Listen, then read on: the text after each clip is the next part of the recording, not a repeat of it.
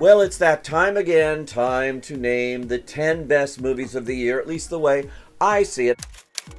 I used my criteria for my 10 best list, as I always have, on movies I can't get out of my head. Something that made a mark on me that doesn't go away. Here we go with number 10. Number 10, I'm going to start right off with controversy.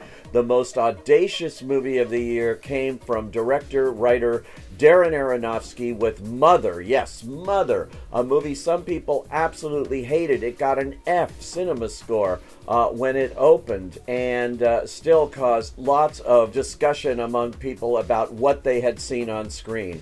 You know, you're not going to be so young forever. Have kids. Then you'll be creating something together. That's what keeps a marriage going. This is all just setting. With Jennifer Lawrence starring as this young married woman living in a rather rural farmhouse somewhere with her husband, who is a writer with writer's block, trying to be a poet. One day a knock at the door comes and strangers come into their lives, primarily at the beginning Ed Harris and then his wife Michelle Pfeiffer a little later, and all hell, and I mean all hell, eventually breaks loose. But what is this movie saying? It seems influenced by the films of Roman Polanski to Federico Fellini, but mostly to Darren Aronofsky, who in his head sees this as something perhaps only he can explain, but it is fascinating. Is it a religious test that we're taking here? Is it something else? Is it a horror film? I'm not sure what Mother is, but all I know is what I saw on screen is riveting, and I haven't forgotten it since the day I saw it. Mother is one to catch up on and have your own opinion about, but I say it's number 10. Number 9, complete polar opposite. In terms of all the documentaries this year, the one I loved the most was Ketty. That's right, Ketty, which is a documentary from a first-time director by the name of Seda Toran. Bir iki ay sonra bu bize yavaş yavaş mecbur aç kaldığı için yemek için yaklaştı. Tabii biz de ona bir temasla elimizin değmesi. It chronicles the cats of Istanbul, Turkey. These cats have lived for centuries among the humans in this ancient city, and this movie tells their story from their point of view, but it also tells the story of a city as we meet these individual cats, each with their own distinct personality. We watch the story unfold really of the people here and their relationship to these marvelous little animals. Ketty is a different movie from anything else I've seen this year. Beautifully made. How they captured this all on film is a miracle, and this is a movie you definitely have to check out. My favorite documentary and one of my favorite movies of the year at number 9, Ketty. Number 8, Get Out, the earliest release of the year that I have on my list. This opened way back in February, and usually movies that open that earlier in the year are not ones you're going to remember all the way to the end, but that isn't true in the case of Get Out. So how long has this been going on, this thing? How long? 4 months. 4 months? 5 months, actually.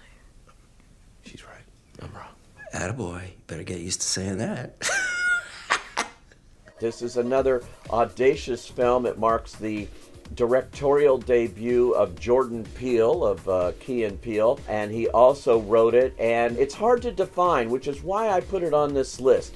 Because if a movie can't be easily pigeonholed, there's got to be something to it. This movie became an instant out-of-the-box smash hit for Universal opening in February, and it has lasted all this time. People still talking about it. It's winning awards right and left, and it certainly deserves them. But what is it? It's nominated for a Golden Globe as Best Comedy or Musical. Is it really a comedy? Is it a horror film? Is it a suspense thriller? Is it a socially conscious film? Is it a satire? You really can't say what Get Out is, except that it's meant to be something important, something that has something to say amidst all the entertainment value that it has. And really, Get Out is a movie worth checking out for sure. That's number 8. Number 7 is 3 Billboards Outside Ebbing, Missouri. This is another movie that defies instant definition. Many people call it a very dark comedy, but dark is the emphasis here.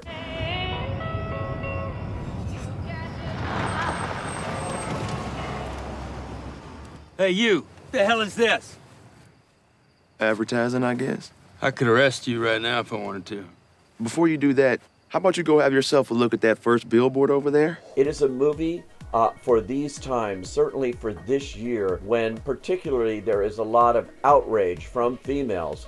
And this movie centers on one of them. Frances McDormand plays a woman whose daughter was raped and murdered, and she wants answers. She wants justice from the local town police and can't get it. So she takes out these 3 billboards, trying to pin them down and embarrass them into doing something. And really, this is all about her rage and how she deals with it. And certainly it's a movie that is right for the times, there's no question, but there's so much more to it.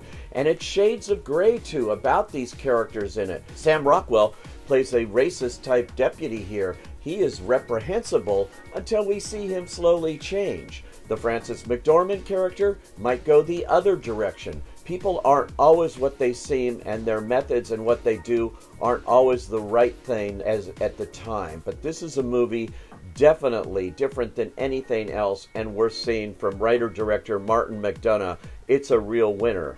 And at number 6, Molly's Game. Molly's Game represents the directorial debut of Aaron Sorkin. He is the great writer behind such movies as his Oscar-winning The Social Network, Moneyball, Steve Jobs, Charlie Wilson's War, of course, on television, The West Wing. This is one of the most talented writers we have. He's dazzling with his ability to do words. This is the first time he's felt enough passion, though, to go behind the camera as a director, too. He had to bring this story to the screen his way, and he has. I was named after my great-grandmother. I don't care. Molly. We will stay here all night until you understand. Until you understand nobody gives a shit about your good name. I do. Why?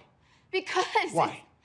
Because... Tell me why! Because it's all I have left. It's the story of Molly Bloom. Molly Bloom was a champion skier in her younger days who became a infamous poker madam, as it were, ran these very high-end poker games in Los Angeles and in Las Vegas, got in trouble with the FBI. It is all a true story, but it really is about preserving your name, your dignity, and who you are against all odds. Jessica Chastain's magnificent in the role of Molly Bloom, also aided by Idris Elba as her lawyer Charlie, and Kevin Costner, terrific in a few scenes, as her father. The whole cast here is excellent. Sorkin proves he can really direct just as well as he can write, and in this case he's done both to perfection. Molly's Game is a must-see movie for smart thinking adults looking for something to think about, to be entertained at the same time. Highly recommended.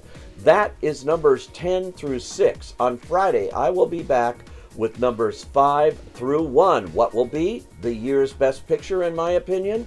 Stay tuned. I'll see you then.